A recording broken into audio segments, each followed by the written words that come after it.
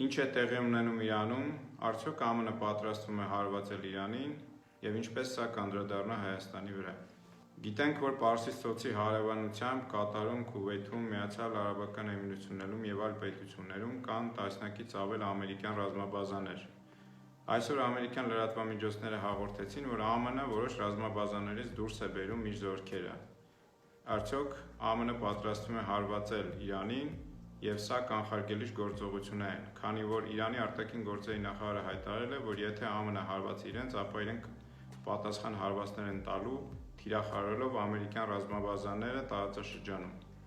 Եթե ԱՄՆ հարվածի Իրանին և Իրանը պատասխան տա, հարվածելով ԱՄՆ ռազմաբազաներին, ապա Իսրայելը հավանական է, որ ներքաշվի պատերազմի մեջ, ներառյալ տարածաշրջանում այլ ամերիկյան ազդեցության տակ գտնվող պետություններ։ Եթե այս հակամարտությունը ձգձգվի երկար և վերածվի լայնածավալ պատերազմի, ապա կարող են լինել տասնյակ հազարավոր փախստականներ, այդ թվում դեպի Հայաստան, դրանց թվում կլինեն Իրանի քաղաքացի հազարավոր մեր հայրենակիցներ։ Մի բան ակնհայտ է, որ ԱՄՆ լուրջ է տրամադրված Իրանի վրա ճնշումներ գործադրելու և այս տարածաշրջանում իր դիրքերը ուժեղացնելու։ Սա է հուշում նաև Նախիջևան-Ադրբեջան կապող Միջանցքի